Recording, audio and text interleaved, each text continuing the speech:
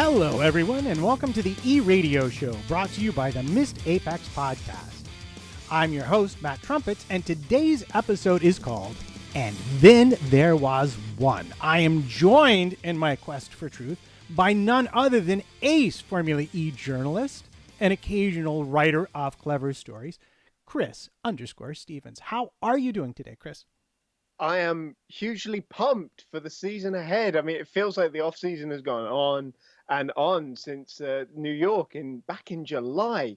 Matt, that was a long time ago, back when you and I were sharing the paddock together and sharing an apartment as well. That was fun times. It was, in a car that had no exhaust on it, if you'll recall. Exactly. The noise that thing was making and the difficulty of finding a parking spot in the Red Hook district. Yes, well, it's a good thing we had to be there early. Otherwise, we would have been seriously out of luck. I need to remind everybody, we are an independent podcast hosted by MissedApexPodcast.com, bringing you race reviews, news from the paddock, and tech analysis.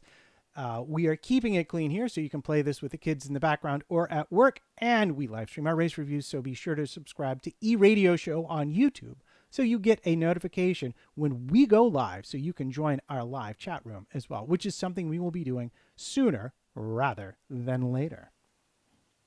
Well, shall we go see what's up?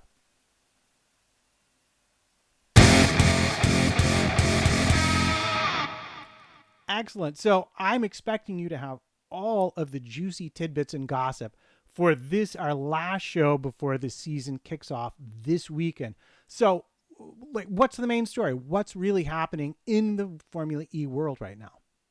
So my big question is, can Formula E crown a fifth different champion in as many years? I actually was really hoping, so I did a little stats research on this, and I was kind of hoping that if it did crown a fifth different champion, it would match some kind of Formula One record. And when I went back, I actually realized that Formula One's record for different consecutive champions was 7, which it did twice between 1967 and 1970, and then 1976 to 1982. So it's not going to be, matching that. But if we could have a fifth different champion, that would just keep going into the idea that Formula E is hugely competitive and is not just the same teams going in over and over again. And there are lots of new contenders for a new champion this season, Matt. You don't say. Well, who do you see stepping up to the plate? And correct me if I'm wrong, but they only have one car now. So this is inherently going to change the competitive characteristics, because what had been successful in the previous 4 seasons may not be as successful a strategy now. No, exactly. So you could throw away your entire day with a crash in practice or qualifying. Before, when you had 2 cars, you at least had one that you could start the race with, and the team could go into the race and still fix your second car before your pit stop. But now we're actually looking at a scenario much more like how we saw it in Montreal with Sebastian Buemi, because of the specific rules in that race and the way the pit lane and the garages were set up at that particular event. They had to have Buemi's broken car ready before the start of the race. And we saw how that ended up. He ended up getting disqualified because the car was underweight, and it cost him the championship. It's going to be like that at every single race now. So they can't afford a huge crash in practice or qualifying. If anything, they should be having a word with our hometown race driver, Bradley Philpott, about all this, because it's exactly the way it is in his VLN championship. Yes, but it's also going to be different because they only have one battery and they only have one car. So energy management's going to take on a whole different level of significance, because they're going to have more than enough energy theoretically to get to the end. So saving it up for the right points is really going to matter. Yeah, I'm not sure the lifting and the coasting element of races is going to be all that different this season, to be honest. I've heard a lot of different opinions on this. Some people have been saying that they're going to be able to go a lot more flat out because the amount of regen actually exceeds the amount of power you use in the race. But of course, you're on throttle for a lot longer over a lap than you are on the brakes or regenning. Actually, they hardly use the brakes after, say, lap 3 or 4. Because when you have the full battery, you're not regenning. It's only once you start regenning that you stop using the brakes and actually just slow the car down using the regen, the engine braking, as it were, to put it into a sort of a familiar language, as it were. Yeah, we've seen in Formula One where different energy recovery maps have yielded different strategic advantages. There have been some famous examples of it. Is this more what we're going to be seeing now with Formula E? And why don't you answer that and then go ahead and tell us who's stepping up to the plate and who you think are going to be real players this year? I think there's still an element of, you can use up a bit more energy in the early stages of the race. You can save it for later. Of course, we've got the whole attack mode format to throw into the equation as well. Are you going to get it out of the way early, or are you going to do it later and go for a real charge later in the race? How many times do they have to do that in a race? We won't know that until an hour before lights out. And all the other details about it, how long you're gonna have the extra power for, and as I said, how many times you have to do it. These are all secret details that are not going to come out until right before the race, to stop the teams from simulating everything right before the race and basically all converging on the same strategy. But to answer the question of who our new contenders are for a fifth different Formula E champion, the two guys at BMW Andretti have got to be at the top of the list. I mean, topping all 3 days of testing. I am normally the biggest advocate of you can't look at times at testing, especially in Formula E, but being quickest on all 3 days, you can't ignore that. And certainly the BMW package seems to be very, very strong. And they do have two very highly rated drivers in the form of Antonio Felix da Costa and Alex Sims. Sims, who I think is going to be one of the top rookies of this year's championship. So they are definitely the top contenders so far, I think. Okay, well, what other rookies are we looking at then? Who else is playing in that sandbox besides Sims? And obviously, DaCosta, everybody rates him fairly highly, so that's not a surprise. Yeah, I'll actually be interested to see how he goes against Sims, because he struggled against Robin Fraintz a couple of years ago, but I would hasten to draw many conclusions from that particular season because the car was not great. And of course, they had a few different teammates last season, with Blanca struggling and then Sarrazin towards the end of the year. So Sims is a really good benchmark for him, I think. He's a very intelligent racing driver, very fast racing driver, as well as anybody who's watched him in sports cars will know. Of course, we do have a few other rookies, but not so much towards the front. I think Pascal Wehrlein would be the other one in a quote top team, I think. And of course, he's missing this first race because of previous commitments that he had with Mercedes, I believe it is, which he hasn't been able to get out of. So actually, Felix Rosenqvist is coming in doing one last bow out with Mahindra, which I think will be quite nice. But I think Wehrlein, in terms of a title challenge, is not going to be quite there. He only had a couple of private test days in the car, and obviously missing the first race is a bit of a hit for him as well.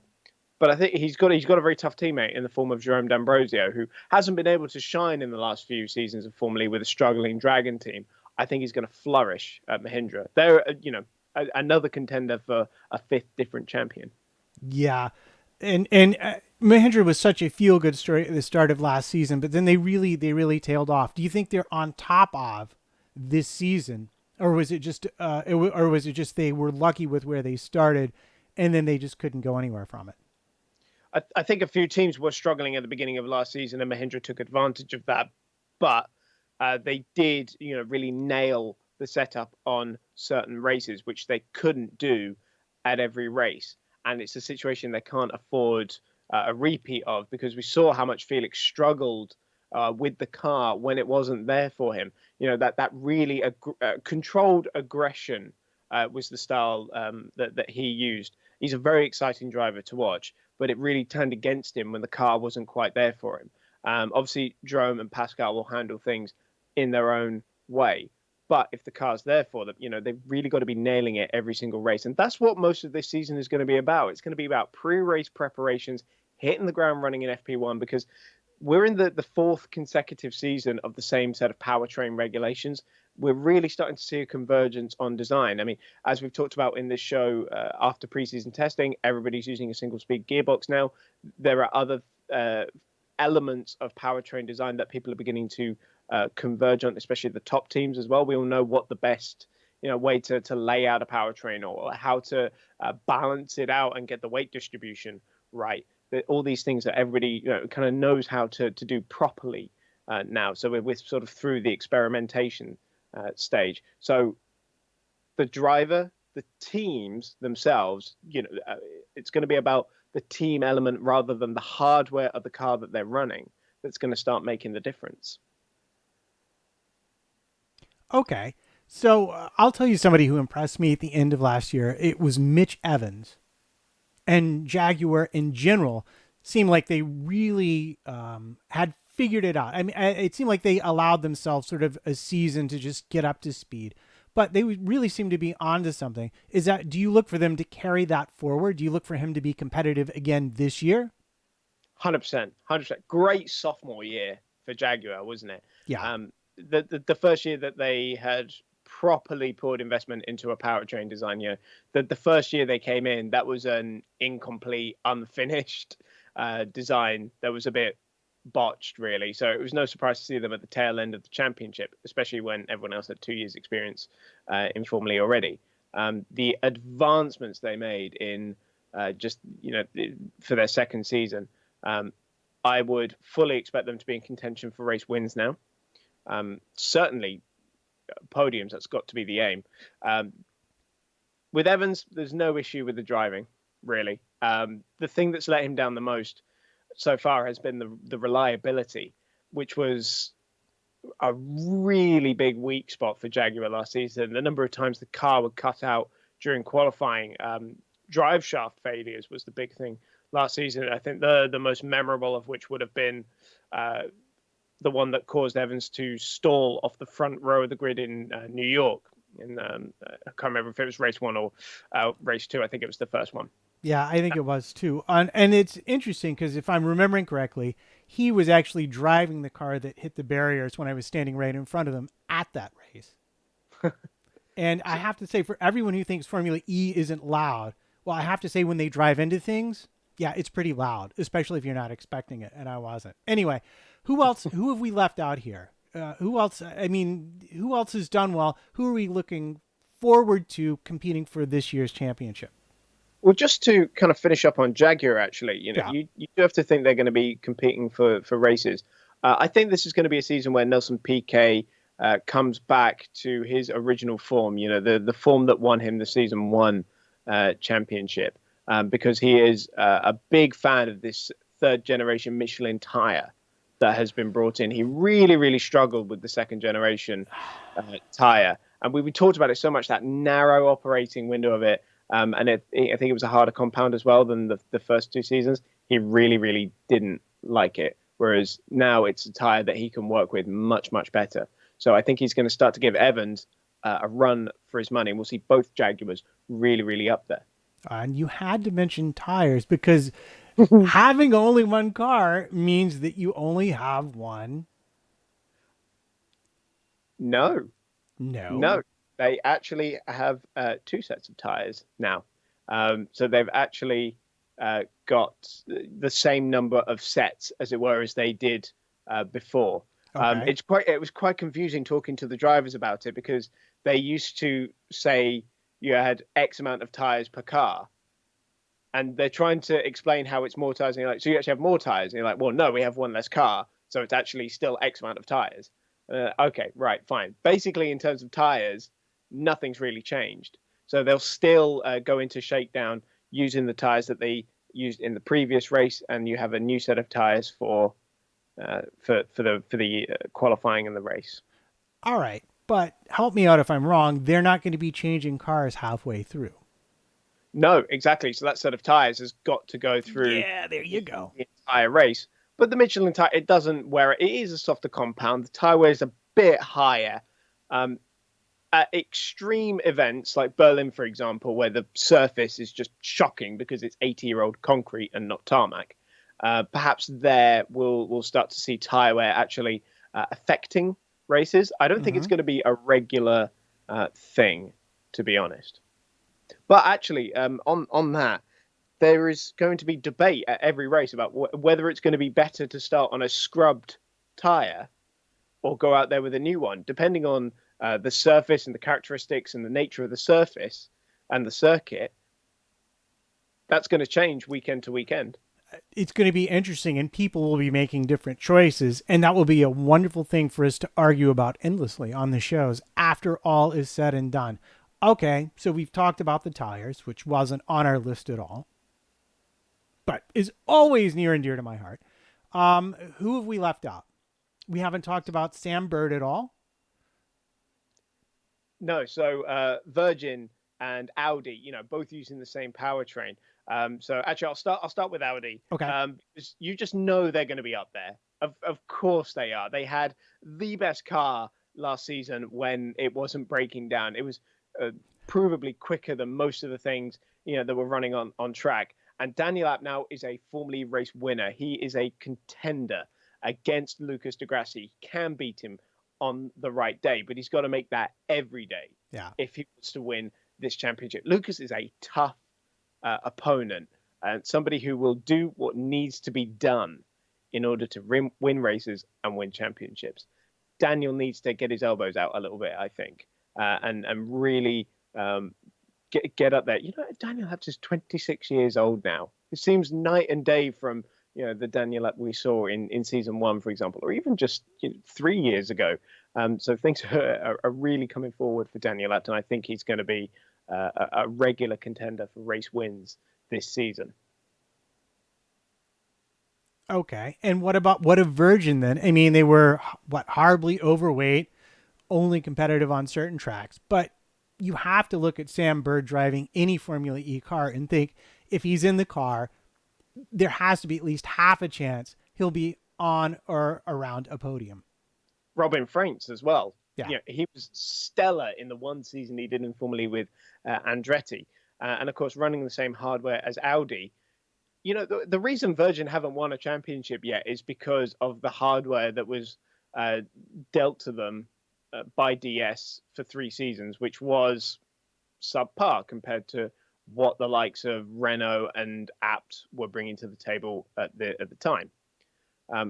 Now that they've got an Audi powertrain in the back of it, it's up to the actual Virgin team side of things to make the most of that, and I think they can, because they have been one of the best teams as well in terms of race operations rather than the actual hardware of the car, which they'd never been responsible for in Formula E. So they can make that car insanely fast.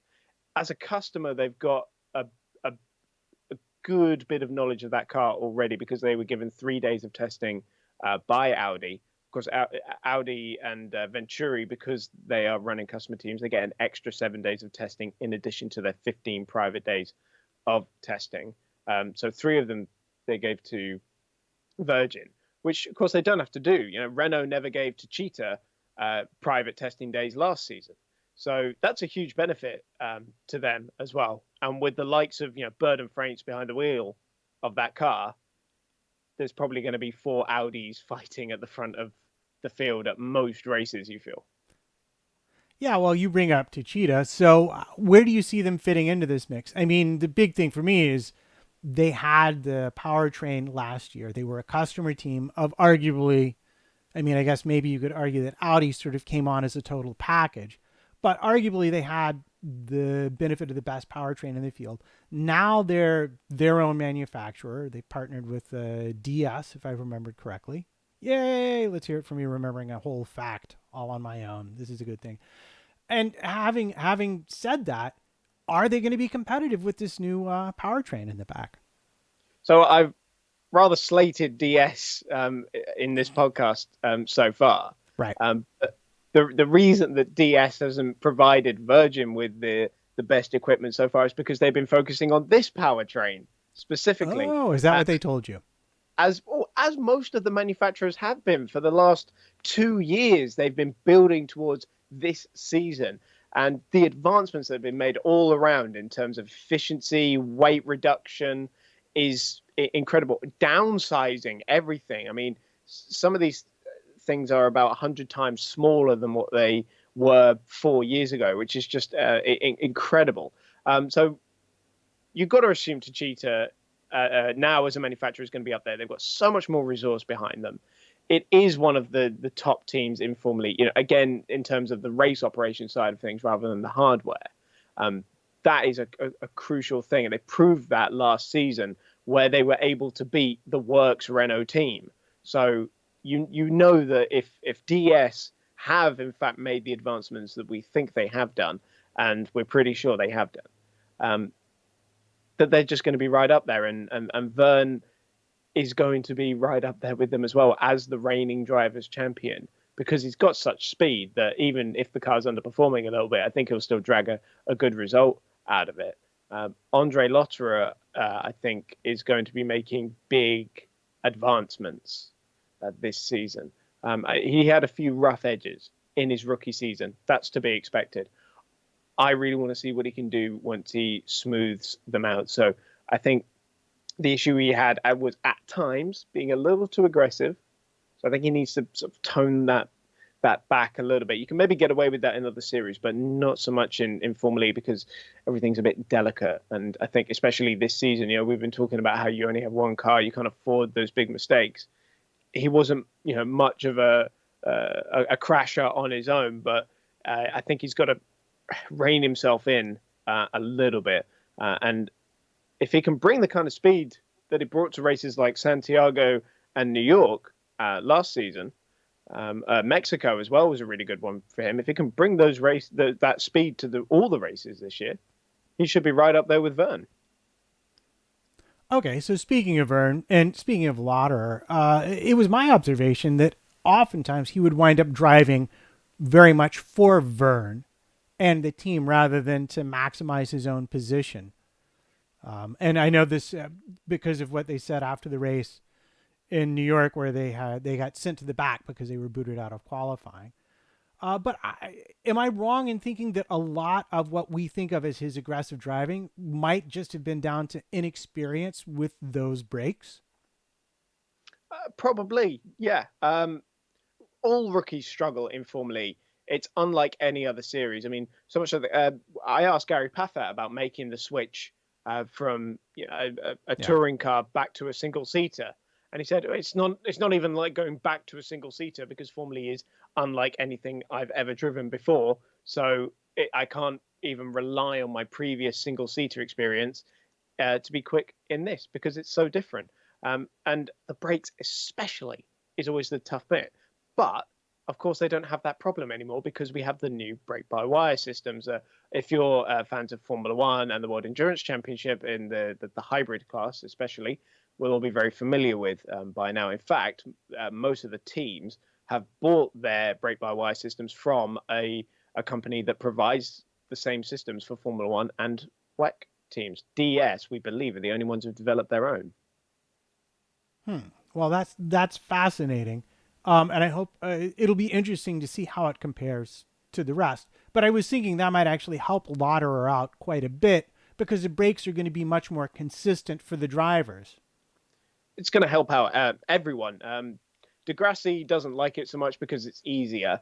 He really enjoys the driving challenge, I think it is. But it is just the progression of technology and something that needs to happen as we're pushing technology of electric vehicles forward. So for the rookies, especially, it's a good time to come in and learn Formula E because it's a lot easier with the left foot now, especially.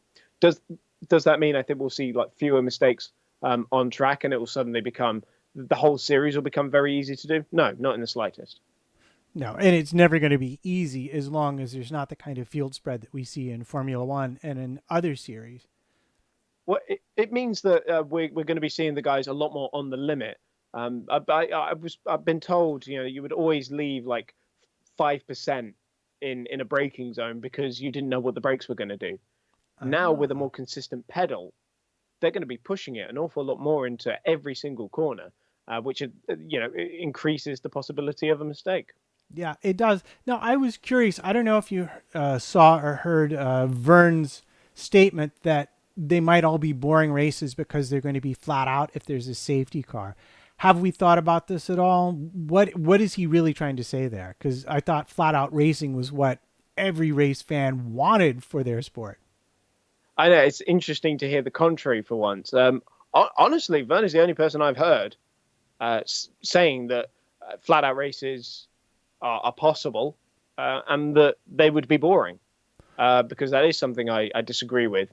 Of course, the lifting and coasting element of Formula E creates overtaking opportunities because all you have to do is stay flat a little bit longer than your opponent, and boom, you're at the inside of them, and you've got an overtake. If you're pushing a lot more, you're decreasing the braking zones, so there's less opportunity to get through and make a move. I don't think we'll be in a position where we see flat out races. Even with safety cars, yeah, of course they'll go a little bit quicker, but it's harder to save energy under a safety car than it is, say, to save fuel and tires in a Formula One race under a safety car.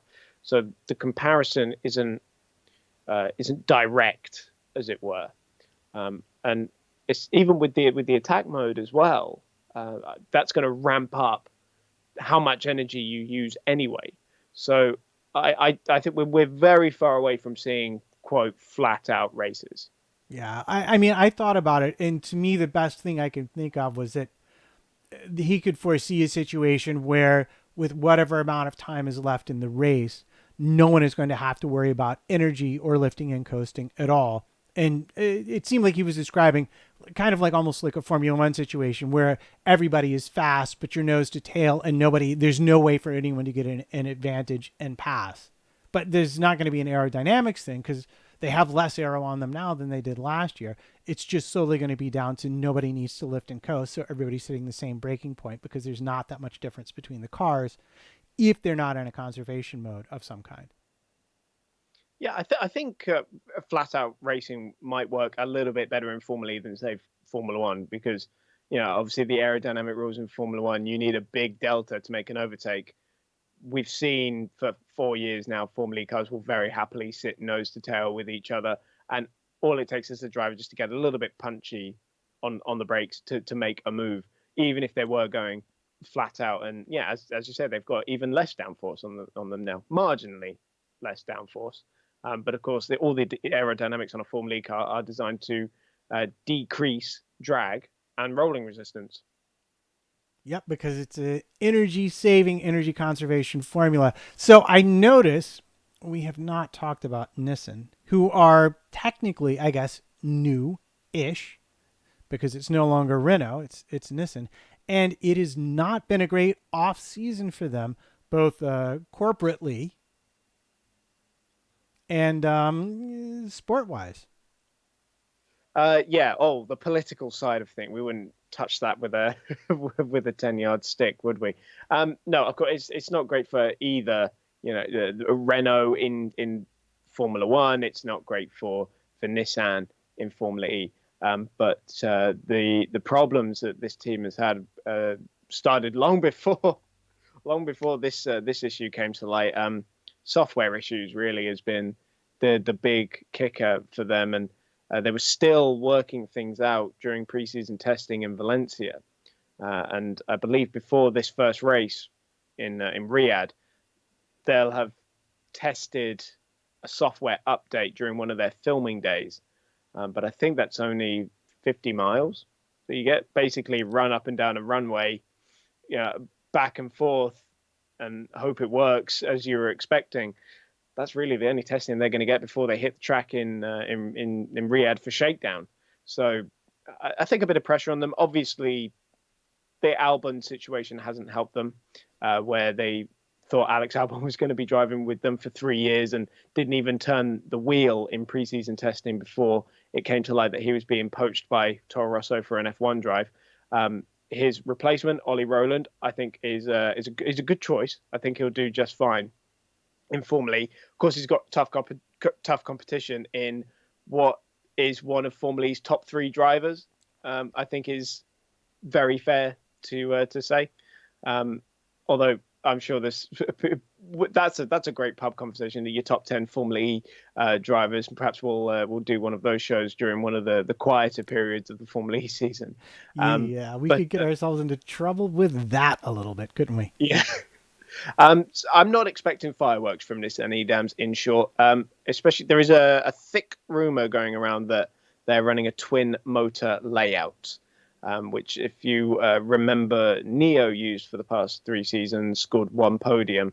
DS in season 2 saw a little bit more success with it, won the Buenos Aires E-Prix with Sam Bird, but they dropped the design for the following season. So I was very surprised to hear that this is something that could be happening with Nissan, because it's although you get a good bit of power out of it, and of course an awful lot of torque as well with 2 motors, it's very, very heavy. And the big issue has always been getting that weight down and solving the weight distribution issue as well. So if they have gone with this layout, as we believe they have, then I'd be fascinated to know how they've managed to do it and how competitive they can actually be with it. Yeah, well, you would think that might at best give them a track-specific advantage at certain tracks. But what strikes me more than anything is, if they've done this, is they're literally flying in the face of 4 years of accumulated evidence that this is not the best way to do things. And you have to wonder how the rest of their season is going to turn out if that's the approach they're taking. Exactly. I mean, it might give them the advantage at the odd race, but this is a team that we're used to seeing competing for championships. And I mean, remember in season 2 where they were just fast everywhere, and in season 3 when they easily had the best car, and again with a powertrain that still won the Drivers' Championship the following season. Nissan obviously have quite a high benchmark to reach from its predecessor, and I don't know, maybe it's a Nissan thing. 'Cause, I mean, remember they came into work with a front-wheel drive car that nobody thought would work, and it kind of didn't, which was so a fair assumption. I hope that this is not another one of those scenarios, though. They have gone a bit out there with the design, if the rumors of this twin motor layout are in fact true. Yeah. Okay, so I just, on a personal note, I know that when the Albon situation started, that there was a great deal of, I don't know, wounded feelings, shall we say? I hesitate to go so far as animosity, but people were upset. But it seems like on social media, fences have been mended. Behind the scenes, is that the case? Or is there still some degree of unhappiness over Albon's decision to go to Formula One? So I couldn't speak on behalf of people at Nissan, for example. Right. But my feeling about Jean-Paul Drio, though, would very much tell me that if Albon needed to come back, Jean-Paul Drio would welcome him with open arms, because Drio is just a man who wants what is best for his young drivers. He gets so involved with their careers. I mean, we know that he saved Albon's career at the beginning of this year, getting him that F2 driver, paying for him to do that when he would have had to have quit otherwise. Yeah. Drio is the reason Albon has made it into Formula One, and he owes him a lot, I'm sure, in terms of his career and financially, probably. But if I'm sure that if Albon wanted back into Formula E, Drio would not block that. All right, then tell me a little bit about who do we have left to look at? Who are the outliers? Who is going to, do you think, who do we know less about? Who is going to be at the bottom of the pile when they grid up the first results? There's no bottom of the pile in Formula E, Matt. There's just a big pile of everyone being good, and some as good as others. All right. It's like Animal Farm. No, I think Neo and Venturi, of course, they're teams that we've seen on the podium once or twice. Yeah. But they're usually at best in the battle for a top 5. I think those 2 teams are going to become more regular podium challengers this season, given the opportunity. There's little to suggest otherwise. But also, you can really take advantage of a good strategy this season in particular. You know what I've been saying about how it's the operational side of things, Yeah. and the driving side of things in particular. It's an open goal for smaller teams like Neo and Venturi to get up there and really steal a good result, even if, say, the car, for example, in its hardware is not as good as what the leading teams are providing. So, of course, we don't know that Neo and Venturi are actually going to be behind the likes of Audi or DS or Mahindra at all, because we haven't seen them out on a street course yet. This is just speculation. But they do have good opportunities to really steal a march. Of course, Neo's got a stellar lineup with Tom Dillman and Oliver Turvey. It's a great lineup. Dillman, of course, has been doing one-off races, did a half season with Venturi in season 3. I'm so glad he's finally got a full-time drive because he's hugely talented. And Oliver Turvey, we know, is one of the unsung heroes of Formula E and deserves much more than the sole podium he has scored in this series so far. They're the ones who have dropped the twin motor layout for this season. So I feel like they're going to have a step forward anyway, just from that. But they're going to have to learn the car a little bit more. But then, of course, everyone's learning the Gen 2 car as we go along anyway. So it's an open goal for a team like Neo to score. Venturi, of course, has a unique advantage in terms of the midfielders, we'll call them, because they've had an extra 7 days running with their car because they're running HWA as a customer. They gave HWA all 7 days of those extra allocated test days. But of course, it's their hardware that they've been running, so they've already had the benefit of that. But they're also gathering data from 4 cars, and they're just sharing every little bit of information between each other. So both teams are going to benefit hugely from that. It's going to boost Venturi up the grid a little bit. And for HWA, they're not going to be rookies at the back of the grid like we saw with Jaguar. They're in a completely different scenario. I would actually be very surprised if they were consistently at the back of the grid. Well, that would be quite a thing if no one was consistently at the back of the grid. But that's we've seen that the last 2 seasons. The likes of Andretti and Dragon, who have quite consistently locked out the back 2 rows of the grid. So yeah, sometimes they had a good stellar performance when the track and the car allowed for it. But in terms of the races, we consistently saw those teams at the back. I don't think that's going to happen for the likes of HWA. And for Venturi, it's a big thing because remember what their biggest weakness was last season was the pre-race preparation, because their simulator was running older software, and they weren't getting as much done in preparation. So they had a little bit more catching up to do in practice, and that's just not utilizing the time you have. And in this season where pre-race preparation is going to be everything, that's a huge benefit for them. Yeah, it is. And I can't but think that they're going to benefit from their association in lots of other ways that we're not quite hearing about yet. Well, of course, once Mercedes come in and take the HWA slot in season 6, who knows what where the relationship between them and Venturi is going to go? But it certainly looks very positive. Well, I mean, you will have a lot of Formula One strategists sitting around at Brackley with nothing better to do for a weekend, and well, I don't know. There are some connections there. There may be some tertiary benefits that we hear nothing of officially, but might wind up helping the team tremendously, especially, as you say, in terms of simulation. But you mentioned Dragon, and yet you've not mentioned Dragon. Is there a reason for that, Mr. Stevens?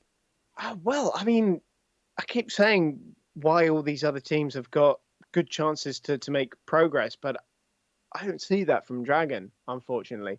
And actually, when I go and speak to the drivers and people in the team, they're actually saying it's harder for them now as a relatively small manufacturer to keep competing with the resource that is being poured into Formula E at the moment. It's becoming a manufacturer's game, and there's always going to be a debate about who can do what, and what resources you're allowed to tap in between the likes of DS and Audi against the likes of Neo, Venturi, and Dragon, who simply don't have the same resource as giant OEMs. I hope for their sake, that they can make good progress through the field and get up there, because they've got two really talented drivers in Pachito Lopez and Maxi Gunter in there. I would really hate for them to just be pootling around the back of the grid again. Yeah, that would be tragic, and it would be, I think, a mark against Formula E to a certain extent, because they have put themselves forward in a way as the anti Formula One, where they're going to control everything and they're going to have regulations to keep that exact thing from happening. Well, you can regulate as much as you like, but if other smaller teams are still able to compete and this one team can't, you've still got to be the ones to deliver the goods in that sense. Yeah, but most of the other smaller teams have relationships or partnerships with bigger teams. Well, I mean, if Neo doesn't, that's still a small manufacturer. Yeah, it's a car manufacturer on, as well now for the road. But in terms of, it's not like, say, Venturi and HWA partnering, and that's a loophole in the system, though. I feel, they're taking advantage of what they can by supplying an extra team, which is completely fair game if that's what you have to do to compete with the giant OEMs, and you don't have the money to do so. Unless we literally start seeing budget caps in Formula E, that's a really good way of going around the system. Dragon has had the opportunity to partner with manufacturers. Of course, this time last year, we were talking about the big Porsche deal that was going to be coming in, which completely fell through. And there still doesn't seem to be anything on the horizon. So that's maybe a door they have to walk through at some point. Okay, so I'm just going to ask you this.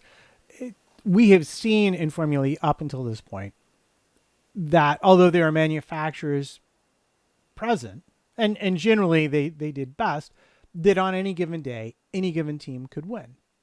Is this a turning point with this much manufacturer interest? Is this going to become a manufacturer series now with the minnows running around at the back? Or are they going to be able to keep enough of a lid on it so that in any given week, any team could be competitive if they've got their act together? I still think any team can get on the podium. I'm still looking at the vast majority, say like 9 teams that I would expect to score a podium finish this season based off previous form and what I've seen in testing and what I've been able to gather. I'm still looking at a good number of people who can be competitive in this series, and maybe not in terms of the win. In terms of the championship challenge, we're still going to be looking at the regular contenders, I feel. Right. But that is not unusual in any championship, because what this championship has usually been about is consistency. And we saw it with Vern last season. Techeetah wasn't the fastest car at every race. A lot of the time, it maybe had the 5th fastest car, but Vern was able to be consistent with it still and scored good points in each race. So in terms of specific races, the results are still a little bit of a lottery. But in terms of the championship, it's still always going to be down to team execution and how the driver does that's going to ultimately decide the title. So that I hear your concern there, Matt. I really do. And I would be lying if I hadn't thought about that a lot myself. There's a big debate going on. Sam Smith at eRacing 365 has been talking a lot about the factory support that was hopefully going to be banned for this season, but ultimately didn't come through. The FIA are always going to be looking at ways that they can equalize the field and keep Formula E as competitive as it is. All right, then. What say we go answer some listener questions?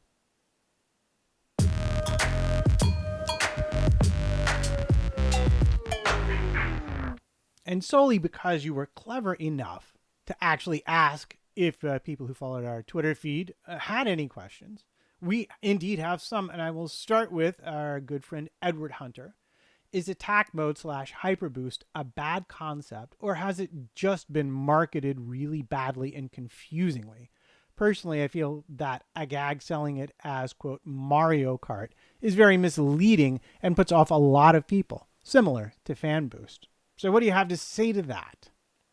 I also don't really like the Mario Kart um, element of it because I fear that to some people it comes across as a bit of a joke, Yeah. and that formally doesn't benefit from that. That's something, people certainly raise a lot of eyebrows when I try and explain the system to them. Um, the issue I've had with it is that I do worry it's going to be a bit confusing for viewers.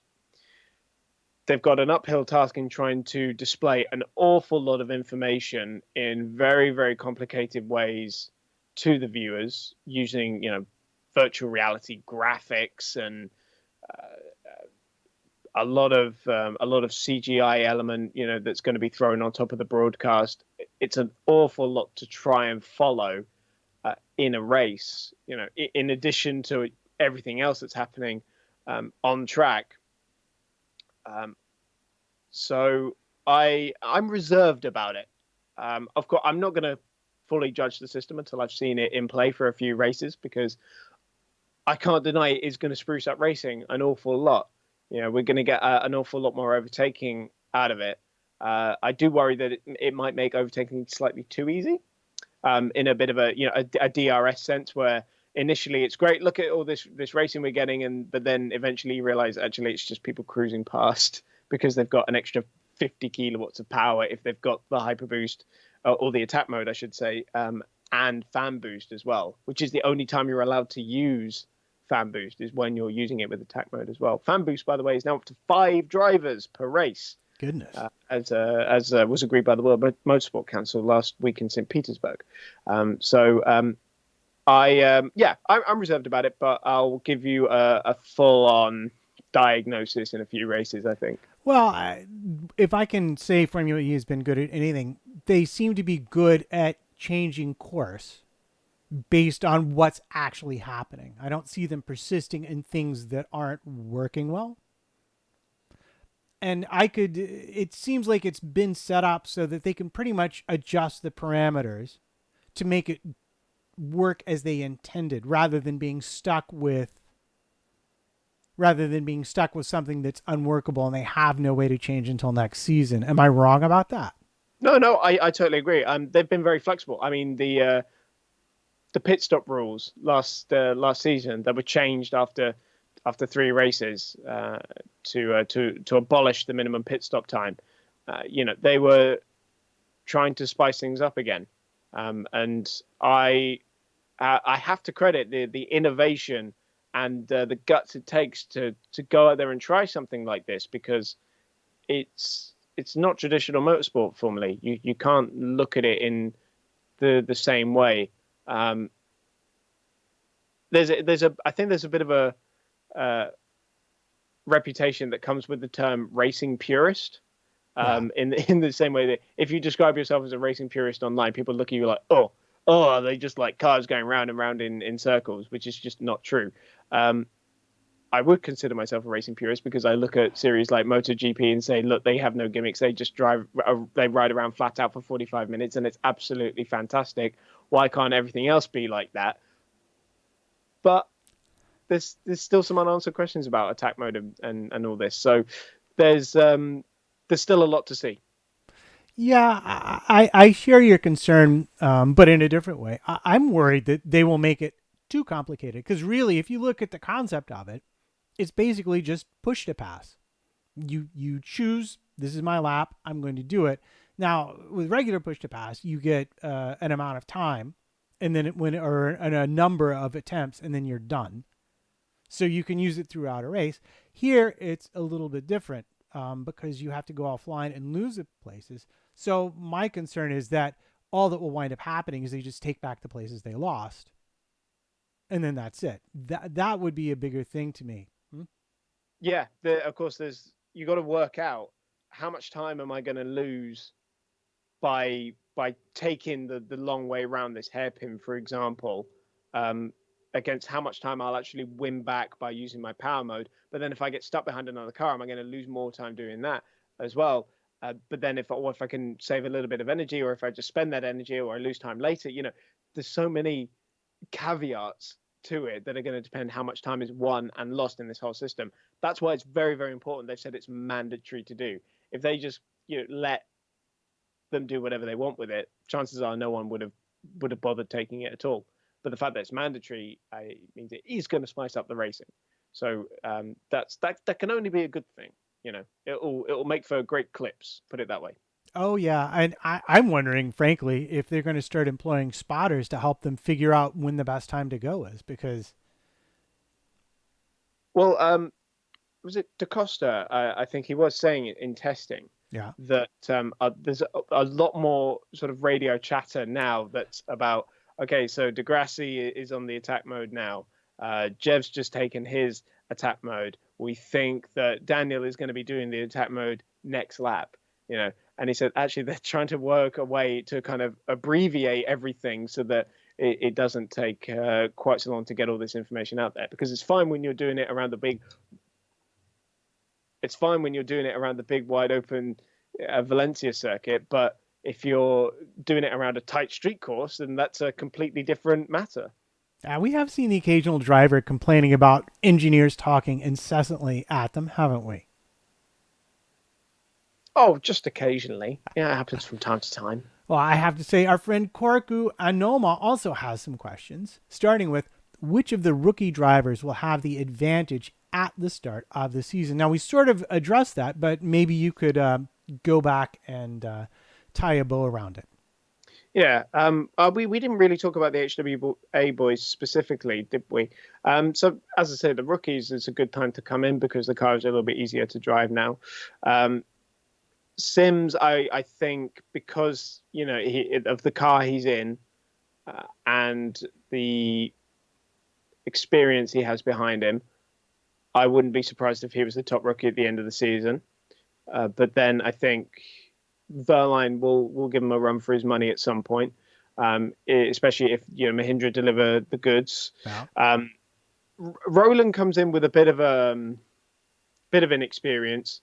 Of course, one Formula E race to date when he stood in for an injured Nick Heidfeld in season 2, and Formula E is so utterly different now that really that's a bit pointless. One day of preseason testing of Valencia in the car and no private running. So he will have spent an awful lot of time in the simulator, I think, working out how best to approach this. But in a way, the pressure's off him, really, because he is a last-minute stand-in, and it comes in very underprepared. So the eyes aren't on him to perform as much as they would have been for Albon, and certainly not as much as they are for Sebastian Buemi. Felipe Massa, he's the big one, isn't he? The one we're all really excited to see come into Formula E. I got to say, just the way he was driving in Valencia didn't look like it was going to yield much success to me, because he was really, really going hammer and tongs on those curbs. I think he's going to break something in a minute. And there was even just like a little moment of there was all these scuff marks in the bottom of the car, and Susie Wolf is pointing to that and sort of shaking her finger like, no more of that. We don't want to see that. So I think he's got a little bit of adaptation to do, which you'd expect. Yeah. A driver of his age. I'm not going to say it's set in his ways, but I think it's easier for a younger driver to adapt to something different than it is to somebody who's gotten so used to driving a certain type of car for a very, very large portion of his career. So same for Gary Paffett, really. Comes in as the reigning DTM champion. I would expect him to do quite well, along with Stoffel Vandoorne. This hopefully is going to be the Vandoorne that dominated junior single-seater categories, and not the Vandoorne we saw in Formula One, where he just wasn't allowed to perform, basically, because of what he was dealt with. And Gunter is kind of making an odd step, one we're not used to seeing, going from F2 to Formula E. So I'll be interested to see how he does. I think Gunter is a good talent. He's a good addition to the grid, and he's got a good benchmark in terms of Lopez, and he's really impressed in private testing. So I think he'll be right up there with Lopez. Where in terms, compared to the other teams, we'll have to see what Dragon offer him, basically. Yes, well, and we're all looking forward to that. Corku would also like to know if you think that the push towards the Asian market is the way for Formula E to go. So I don't know if it's the way to go, as in the only way. It should become more of an Asian series than the European series, or an American series, or whatever. I think it's great that we have a good amount of Asian races, especially when you consider Formula E's message, which is to clean up the environment and to push forward electric vehicles, which in a lot of Asian cities are going to be very, very popular. Because I mean, we look at places like Beijing, like Hong Kong, that are so densely polluted, and you constantly see photos of the smog in places like that. It's absolutely terrifying to look at. So I think, yeah, it's a great thing that they're pushing the Asian market. I think we need a Japanese race. Formally needs a bigger Japanese presence. Three Japanese drivers that have done 5 races between them, I think it is. No Japanese team before Nissan came in, of course, and no Japanese race. So Yokohama is the preferred location for that over Tokyo, for example, which is very understandable. So I think there's definitely more it can do. There's more it can do in a lot of markets. Yeah, well, the South American one as well, especially since we lost Buenos Aires. Yeah, well, they're going to go where the money is. And there's a demand for that racing in Asia that cannot be met because of just logistic demands by Formula One and the larger series. So it's cheaper, easier, quicker, lower impact. Yeah, I mean, Asia makes an awful lot of sense on an awful lot of levels. I think if the teams had their way as well, there would be fewer flyaways, and they get into the European season quicker, because that's the first time they get the cars back in the factory. Before then, they're constantly they're either at a racetrack, or they're in a box in a freight train somewhere, or on a ferry to another country, into another race. So they're not actually going to get the cars back to the factory until April. Wow. The teams would much prefer to have them back between every race, I think. Because case in point, Sebastian Buemi in season 2, remember he kept making all those mistakes in qualifying? Right. That's because there was, I think it was sand from the Punta del Este race jammed in his brakes, that for 3 or 4 races the team had no idea about, because they couldn't disassemble the car in the factory. Oh, so man. Stuff like that, that's key stuff. So if something goes wrong in these first couple of races for one team, and they can't dissect the issue properly, they probably won't be able to until April. Yep. Well, that could have just a minor impact on things. That's half the season. Yeah, it's part of what makes Formula E great compared to Formula One. Is you sort of have to just get on with it. You can't just throw money at every problem and solve it. Speaking of problems and solvings, we have a new battery. How is that going? Were there any issues? I didn't hear of any during testing, but has there been any feedback from the teams that you've picked up on? Oh, the teams love it. It doesn't overheat anywhere near as easily as the old Williams battery did. They used to puff out at about 60 degrees Celsius. This new one goes up to 80. Now, that just means the teams are going to be pushing it an awful lot more. And of course, first race being in the Middle East, that's a big first test for them, really. See, I've had a lot of questions asking, is the McLaren Black battery flawed? Because we're hearing a lot, this team has a battery issue, this team's needing a battery change, and this team's got this battery issue. I think for the first time in Formula E history, actually, there was a live car stricken on the track, Stoffel Vandoorne, when they were doing that. Yeah, of course, Vandoorne's going to have about as much luck as he did in Formula One, obviously, and he has done so far. But when they were doing that sort of practice race to demo the new format, as it were, Vandoorne's car stopped on track and was live. So the mechanics and the marshals, crucially, couldn't touch it with their bare hands, obviously. And I think that was a Formula E first. But these are all things that, the teams are going to be pushing these things to the absolute limit during testing, so they know where the limit is, so that they don't find out during the first race in Riyadh. So, fundamentally, no, there's nothing wrong with the new McLaren battery. Excellent. And I think his last question was, what do you think of the new media direction to obtain new viewers? And I can only assume that means the new broadcast contract in the UK, or anyway, what do you think? Well, I believe it's more about the YouTube streaming, which of course is going to be available in quite a lot of countries. I couldn't possibly list them all to you right now, but I like it. I love the idea of a service that's free. Yes. To provide. But one of my biggest qualms about sport in general, not just motorsport, is that it's disappearing behind the paywall.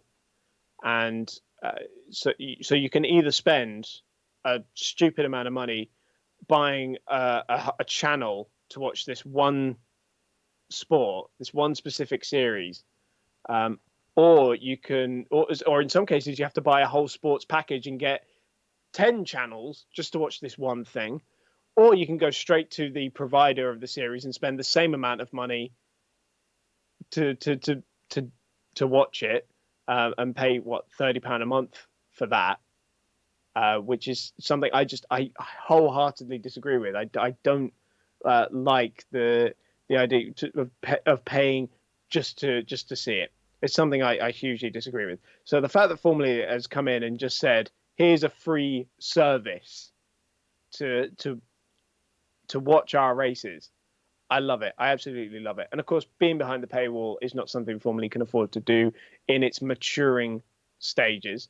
In terms of its the content that's going to be put out on there, with the presenters, the influencers, they like to refer to them as. That's only going to be a way to draw people in, isn't it? It's a nice mechanic to do that.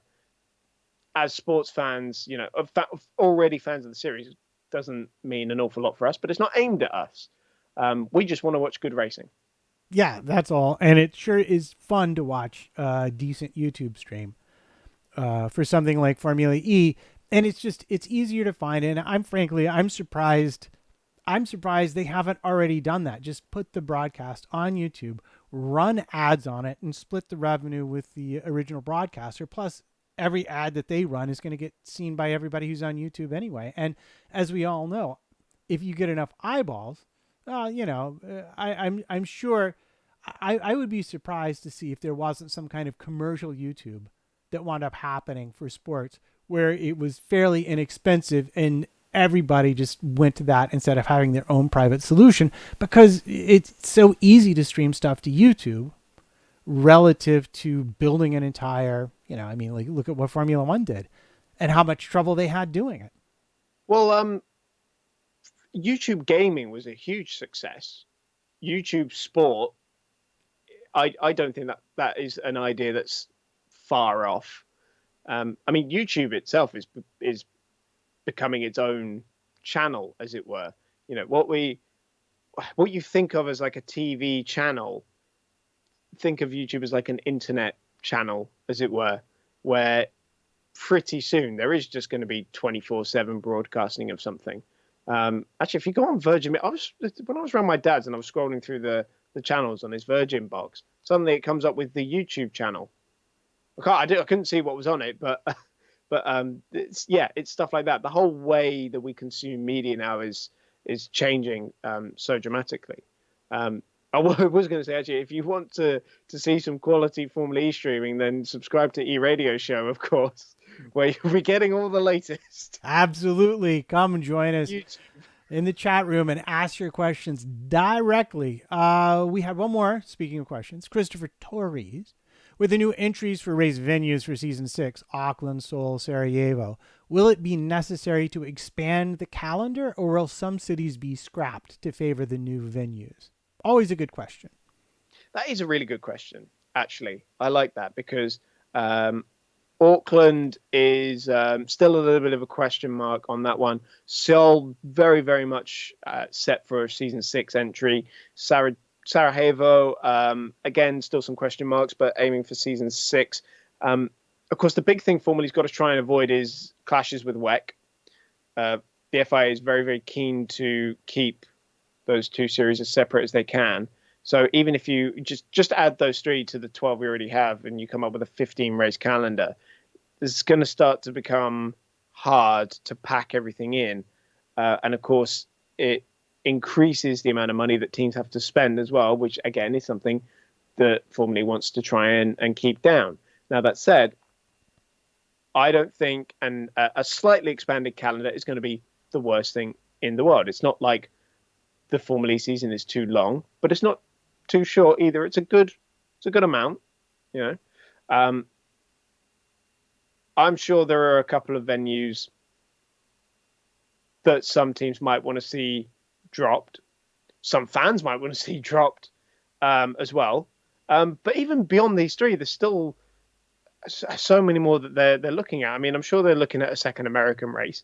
They're looking at bringing London back in some form or another, or at least a UK race. There are still some more European cities left to explore for Formula E, I'm sure. A potential Buenos Aires return as well. So, yeah, at some point, we are going to have to stop dropping the expendable cities.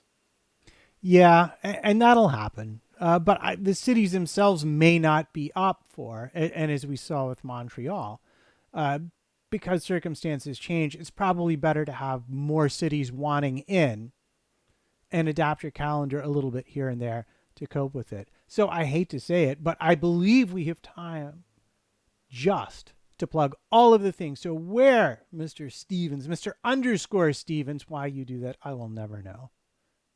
Where can we find you? You can find me on Twitter at cstevens_journo.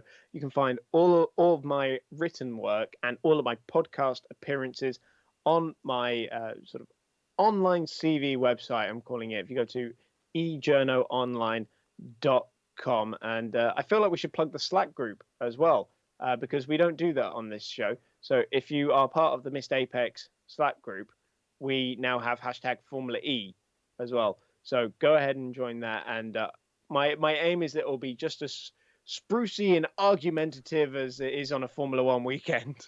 Yes, I think we will get there. So we've split off from other motorsports, and we are now officially FE in the Slack group. And that's for patrons of Missed Apex. And boy, do you ever get a lot for your teeny tiny donation.